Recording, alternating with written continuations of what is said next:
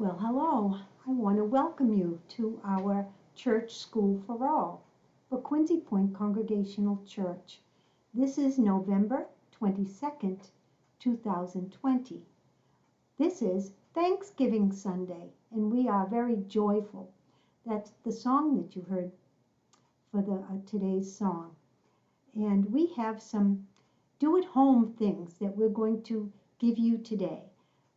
We will not do a complete lesson, but we have crafts and things that go along with each of the 4 lessons that we're going to quickly go through. But first, in your packets, in your do-at-home craft packets, you have information for Thanksgiving Sunday. You have things that you can make that were put in there to help you make cards, like a turkey. And maybe one of these pictures, and maybe what you are thankful for.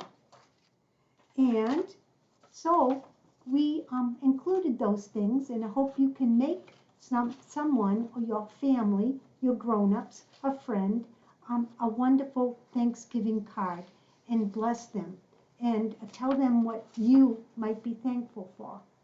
All right, so we hope you have fun with that, and we wish you all blessings for a wonderful Thanksgiving Day, because we should be thankful to God for just being thankful, to be grateful, and we are truly blessed because God is with us always, just like in our Bible verse. Okay, so I'm going to go on, and I'm going to go into lesson 9, and it's in your do-at-home section of your folder. And so lesson 9 would be Songs of Joy from Exodus 15, 1 through 21. This is your pamphlet paper that you will do, if you wish to do. And it says up here that you might sing to the Lord like Miriam sang to the Lord in the story. If you want more information about how they traveled through the wilderness, this will help you. They sang for joy in their first time. And with that, the craft that we have available is a tambourine. You have all of this in your do-at-home kit. You have the 3 bells, and you have the ribbon to go around, and the 2 paper plates. And also it says, "The Lord is my strength and my power, and he has become my salvation." That's a new Bible verse that you can learn. We'll let you learn that at home, okay? So that's one thing. So they danced and sang when they came out of the water, out of the river, and the chariots were sunk, and they got away from the Egyptians. And the Israelites were free. Pharaoh's army was gone, and the people were safe. To celebrate what God had done, they sang songs, and they retold the events of what happened. So that's for your lesson 9. For your lesson 10, now this is for session 10, and it's about the Israelites being out in the wilderness. And how were they going to find food?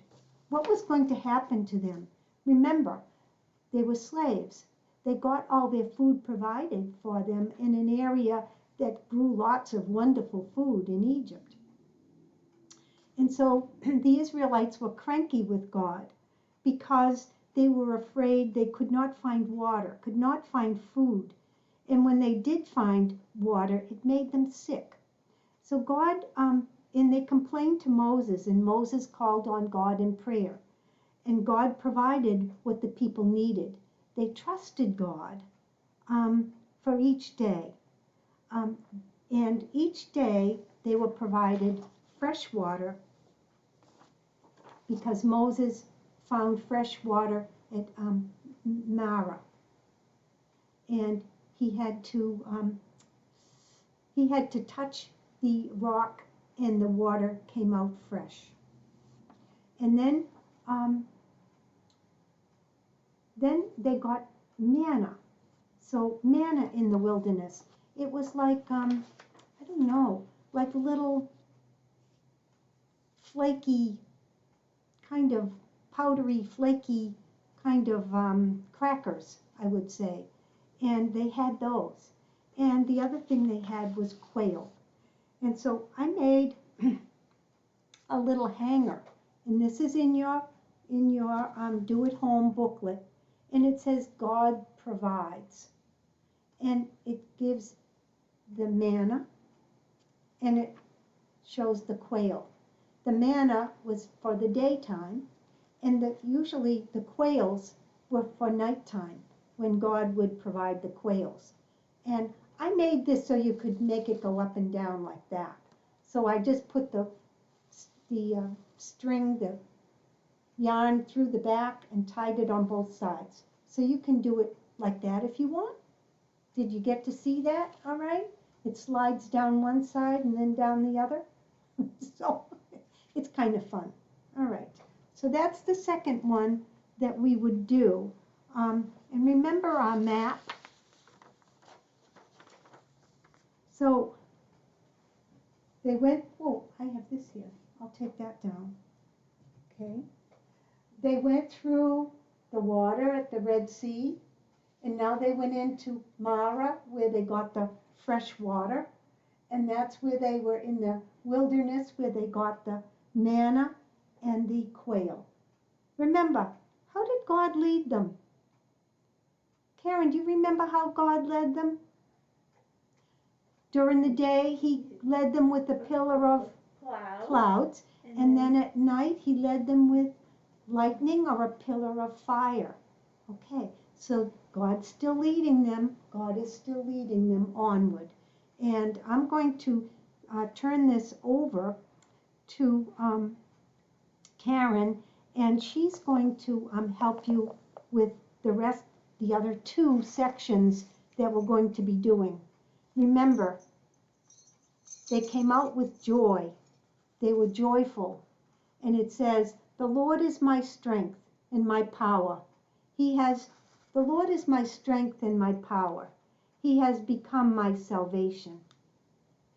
And that's Exodus 15:2. So let me read that again. "The Lord is my strength and my power. He has become my salvation." Exodus 15:2. All right, Karen, I'm turning it over to you. Hi, now I'm going to go over session 11, the 10 Commandments, and go where Joyce led off. Well, the Israelites were in the wilderness and then went all the way down to Mount Sinai, right there. So they traveled all the way down to there. And at there, that's where God gave them the 10 Commandments. And in today's story, so the Israelites have been wandering in the wilderness for 3 months. They were wandering. After they fled from the rule of Pharaoh. God had given them food and water, and now God will give to them rules of how to respect and worship God and how to live with one another. God told Moses to be prepared. The people had to wash up and clean their clothes to show the respect. When the people approached the mountain, it shook violently. There was lightning, thunder, smoke, and a sound of a trumpet blast. They could not come closer and began to tremble. Moses met God. God wrote the commandments on a tablet, and gave Moses the job of sharing the 10 Commandments, which was on the tablet, to the people. And the first 2 commandments that God gave are for us to use with relationship with God. And the last 6 commandments are about how we treat other people. So, in your booklet, you'll find out, you get this, and you can write down, and you can draw a picture of, what do you think that mountain looked like? where God gave the 10 Commandments. And then you turn that over and you have the 10 Commandments and you can put them in order. And also, in your tablet, we have the 10 Commandments in order, believe it or not, for you, which is nice. So you'll always have them. And the next session is session 12. And what's happening there was a house for God.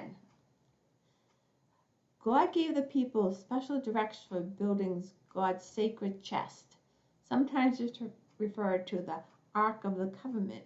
And this is what it looks like. It is a chest where the 2 tablets of the 10 Commandments, a jar of manna, and Aaron's rod were placed. God also gave detailed directions to build a special tent called the tabernacle where they could worship God. The priests would have special clothing and had to learn special rituals following God's directions. God helped the Israelites to worship in new ways that helped them to remember what God had done to them. In our church hymnals, we have an order of worship that we follow. Look at how the order of worship guides us in our worship. Although not all churches worship the same, God is pleased when we come together to praise and worship the Father, the Son, and the Holy Spirit. In the Bible verses, the Lord is my strength and power. He has become my salvation. And it's written right up here. And also, if you get your packets out, you will have an ark. And there's a dot-to-dot ark where the 10 commandments were stored. And then on the back is a house of God. And what you would think, you have to decide what was in that ark. Was there a car? Etc., etc. Okay. Okay, now over to Joyce.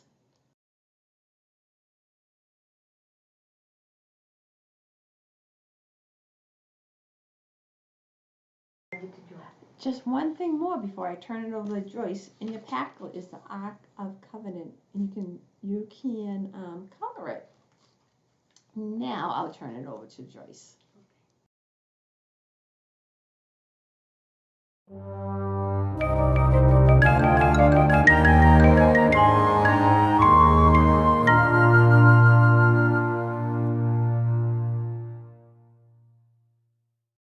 Welcome back. Karen and I are going to do a workshop now.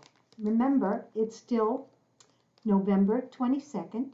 It's still Thanksgiving Sunday, and we are most grateful to be able to bring worship to you, to bring church school for all to you. And we are trying to help you do this workshop for Advent and make an Advent wreath. Now the wreath is going to finally look like this. Of course, it's going to have color to it, and it's going to have words and everything, and it's in the packet that we made up for you. It's right in right in your packet for things to do at home. All right, so we got this piece of foam that came in the packet. See? It's a big long piece of foam. And we got double-sided tape that came with it. So we're connecting the double-sided tape one side to the other to make a wreath. So we connect it together just like that, okay? And so it makes a circle. Okay? All right, that's one thing. Now, we have leaves that you can put on. This is for you to decorate the way you want to. We have, let's see, we have flames for our candles. We have candles. In our church, we usually use blue and pink. But in this case, we're using purple and pink for our candles. All right? So let's say we're going to make one candle. All right? The letters that we have in the silver, the first candle, I think, with our, now where is our, do you have, oh, here it is. It's the word hope. And we have the liturgy that goes with each Sunday. We have the liturgy of that Reverend Kim made up for us. Okay, and the first word is hope, and you will find the letters hope right here on this little glitter. Oh, there's the H, if you can see it. See? I don't know if you can see it. Maybe you can't. But I'm going to take it off, and I'm going to put it on, and it's got a sticky side to it. I'm going to put it on to the candle, like this, H. And I'm going to put hope right down there, all right? I'm going to use my candle flames. I'm going to take one of those out, and I'm going to put that at the top. So I need a piece of double-sided tape, and they're little circles. No, that's not that. That's not what that's for. One of these pieces. You see that? One of these pieces, I think. Or you can cut it in half, and I don't have my scissors with me. And Karen's going to give me the scissors. Thank you, Karen. You're welcome. All right, so we're going to cut that in half, and we're going to put one sticky piece on. Make sure you take off both sides of the covering, because it has two sides. Both sides are sticky once you get both of the coverings off. So I'm going to put that on to my flame, and I'm going to put my flame up here. Okay, my flame is going to fit up here somewhere like that. Right? See? And the other part, once I get all of my letters on, my H and my O and my P, I'm going to glue it onto my wreath with another piece of the double-sided tape. And all of these will be decorated. You can use the red berries. You can use the blue and I think they're Christmas bulbs that would go on your tree, I think. And down here it looks like they're snowflakes. So what if I take one of these snowflakes off and I show you what it might look like? All right, I'm pulling it off of the, and you have to be kind of fussy with it because it doesn't want to come off too easy. So just work with it a little bit, trying to push it off so it comes apart. All right, so I'm getting it. Slow and steady. Just keep working it until, and making sure you pull it so it comes apart nicely. Okay, oh, I got it. I got the snowflake. So, and I think I have and the paper backing has to come off in order for it to glue on. So I'm going to put a snowflake on here somewhere. Here's my other part. Here it is. Okay. So I told you that went on, right? My candle. My candle's on. I don't have it, all the words on there yet, but my candle's there. You know what I did I made a mistake. So stop what I'm doing and fix it to be right. I didn't take the paper backing off, and it wouldn't stick. I'm thinking, what is wrong with this? It won't stick. Okay, so now it's stuck on there. And now I'm putting my snowflake on here. And so I have a snowflake and I have my candle. So you're going to put 3 candles on there, one with hope, one with the word peace, one with the word joy, and one with the word love. So you're going to put 4 candles on. And the pink one, I think, is the one that says joy. So let's do the pink candle and put in the word joy on the pink one. And I remember that story about them coming out of Israel, coming out of Egypt, the Israelites, and they came across the Red Sea, and they came to the other side, and they were free now from Egypt, and they sang for joy. And that was our song today too. Joyful, joyful, we adore thee. Okay? And so we are putting on the letters for the word joy. Okay? On the pink one.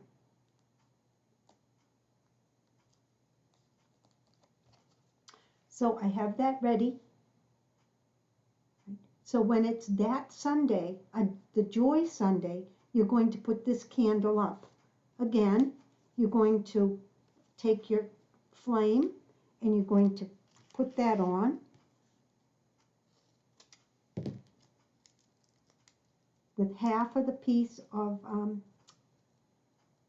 double-sided tape. Okay? Actually, you could use a little less tape than that if you wanted. It will work. Okay, so there's my joy candle when it's Joy Sunday. The first Sunday is our Hope Sunday. And I only started that for you so you could get an idea. I want you to do your decoration the way you'd like to. So we're going to have hope, and then we're going to have peace, and peace would be made on the purple one. Okay? And then we're going to have joy on the pink one. Then we're going to have the word love. Okay? So we're going to have hope. We're going to have the word peace. We're going to have the word joy. And we're going to have the word love. So you will have 4 candles all on the outside of your wreath. And they will stand for the 4 Sundays in Advent. The 4 Sundays before Christmas Eve, before Christmas comes. Okay, so what else do we need to do with that, Karen? Do we need to do anything else, do you think? Other than decorate it and they can fix it? And if you have your candles all ready, then Sunday, when that particular Sunday comes, then you can put it on. Or you could make the whole thing and have it all ready. Or you can put them on week by week, if that's what you'd like to do. Okay? So you think that's pretty explanatory? Yes, I do. You do? Yeah. Okay. Well, we're going to leave that one there. Now I'm going to show you another one that I made. This one is from what you call flour salt dough for ornaments. Okay? And you can make it at home. That one. And I have a recipe for that one, for this one. Okay? And the other one that you can make, and it's the same way, we're going to make it with this model magic. We're going to use a regular paper plate. We're going to put some aluminum foil over it because I wanted it decorated. So that's why I decided to do that. Okay? And I'm going to open up this model magic.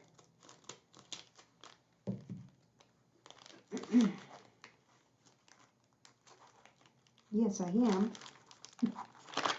And I'm going to take some of this model magic out. You can use Play-Doh. You could use modeling clay, green. Or you could use the salt dough that I made for ornaments. They all will work the same way.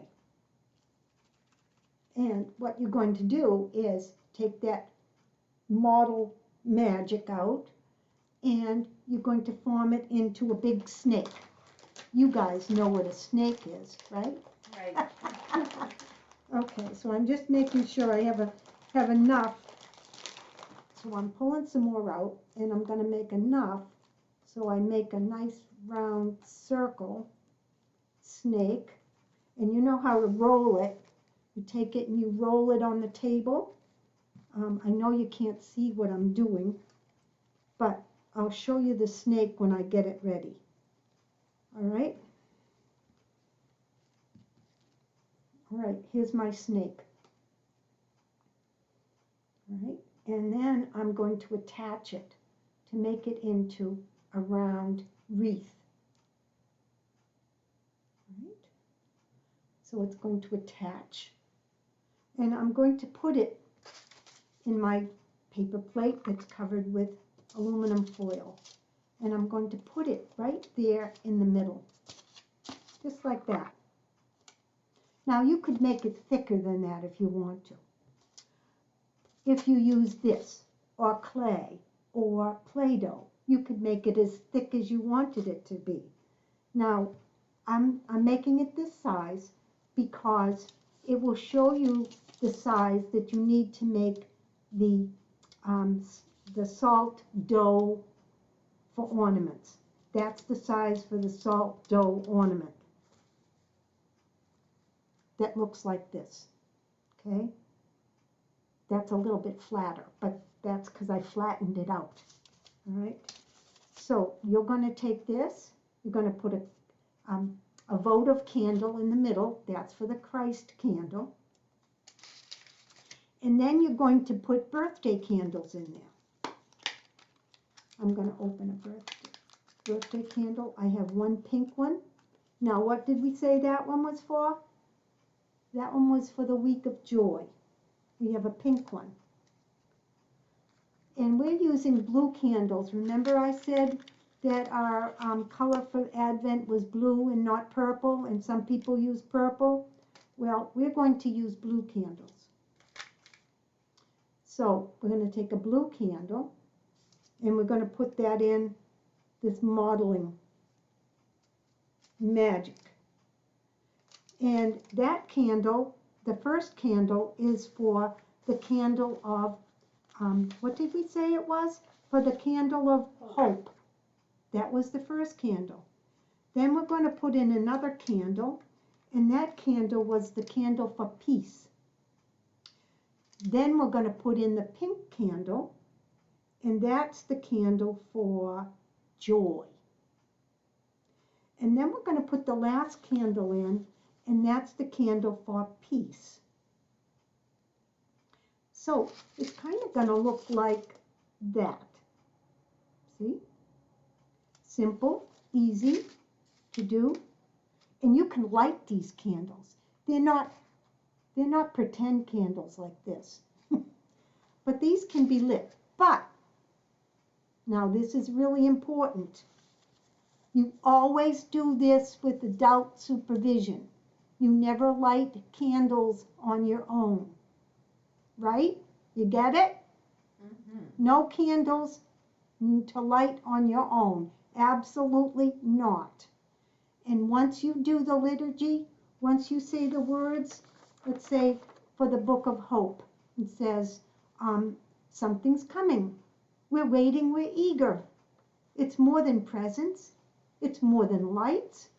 We hope, we open the Book of Hope and we read the promise. And once you get finished with that, after you've lit the candle, then you blow the candle out. That's for the real candles, okay? So, what else I did was, I got some holly, and I thought, oh, wouldn't it be nice to kind of decorate around my candles here? And so I put some holly around, and I thought, oh, that kind of looks nice. So, see? And I know you can do anything you want. You can make whatever you'd like to put there, or you can just leave it plain, all right? So that's my idea. Now, if you want to do the salt dough, the flour and salt dough, you need to use 1/2 cup of flour. You need to use 1/4 cup of salt and 1/4 cup of water. You mix that together, you make a dough, and you knead it up. And I got it to be green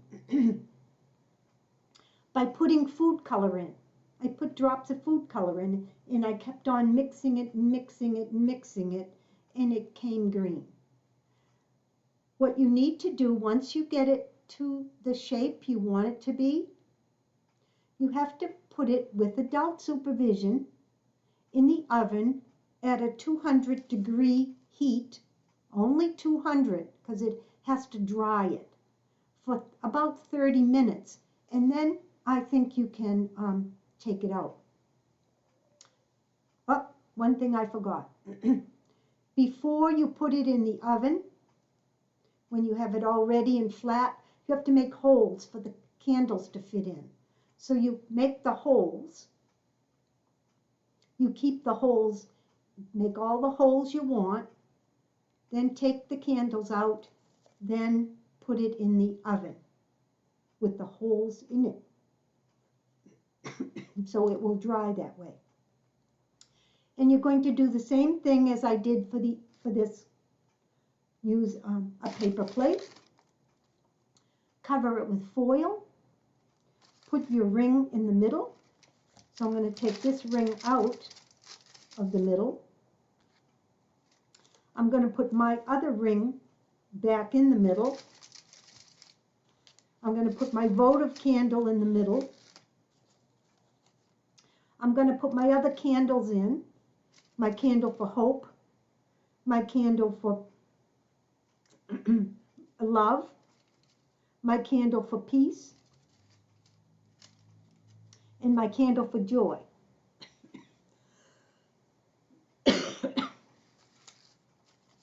And that looks like this, sort of. Anyway, yours will look better than mine. I know it will. We have one more idea. And this, anybody can do. It's just that easy. Let me just go get it. Okay, I'm back again. Didn't take long. They're just pillar candles that you can put batteries in. And you'd have 4 of them. And you'd put one candle in the center. Use these are all battery operated. And if you put the batteries in, you can light them up. This one's lit, but you can't see it's being lit, but it is lit. And the other ones need batteries, and you can light them up for each Sunday. You can light them up the first Sunday for hope. You can light the second one up for peace. You can light the third one up for joy, and you can light the fourth one up for love. You can also decorate this any way you wish. Excuse me. You can use your aluminum foil again on it. Whoopsie, sorry. That didn't work out too good, did it? My mistake. Okay, you can use your foil on it. You can use a plastic container. Something has to be really flat so they fit nice and flat. You can use Christmas bulbs like red and green in here. You could do all sorts of wonderful ideas. The holly is just one of the ideas I had. All right. So, do you have any questions for me, Karen, about these choices? You know, the pillar votive candles, the LEDs. You can get anywhere or do any kind of candles. The little ones at the dollar store. The little ones at the dollar store? Yeah, little teeny ones too. Yeah, oh, you okay. do all different You things. could do all different kinds of things. Yeah. Just to make sure that you have actually 5 altogether. 4 for the 4 Sundays in Advent before Christmas, and then the candle for Christmas Eve or Christmas Day, the Christ candle for the center. And then you're all set. And again, the liturgy for each of the Sundays is in your packet. And you can follow along. Your whole family can follow along. And if you're joining us and you don't have this, well, you could contact the church if you wanted us to send you something. So if you contact the church, you would contact us at office@quincypointcong.org. And that would be one way. Another way would be to call. And that would be Quincy Point Congregational Church. And the number is 617-773-6424. And we'll be happy to share anything we have that would make it helpful for you. Okay? You think we're set? Yep, I think we're all done. I think we're all set. Thank you for watching. And we wish you a very happy, wonderful Thanksgiving, that we can all be thankful. And then we wish you wonderful blessings of Christmas as well. But we will be back next week with the beginning of our Advent season. And we'll see you then. Blessings to you. Bye.